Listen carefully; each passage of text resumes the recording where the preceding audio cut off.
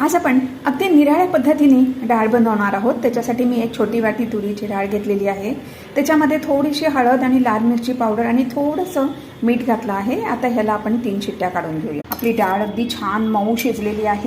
कढईमध्ये मी 1 टेबलस्पून तेल गरम करायला ठेवले। मोहरी घातले, जिरे घातलेत, हिंग घालूया। 4-5 लसूण पाकळ्या आहेत त्या मी चिरून घेतलेल्या आहेत। त्या थोड्या अशा 2 सेकंद परतूया। कढीपत्ता घातला आहे आणि एक छोटासा कांदा घेतला आहे बारीक चिरून, तो थोडा परतूया। थोडासा टोमॅटो घालूया, तो पण परतून घेऊया। 2 लाल मिरच्या सुक्या घातलेल्या आहेत। आता ह्याच्यामध्ये आपण थोडीशी हळद, गरम मसाला, लाल मिरची पावडर, धने जिरे पावडर घालूया। थोडंसं मीठ घालूया। पहिले पण आपण थोडं मीठ घातलं होतं। आता डाळ घालूया। आता 5 मिनिटं मंद विस्तावावरती शिजवून घेऊया।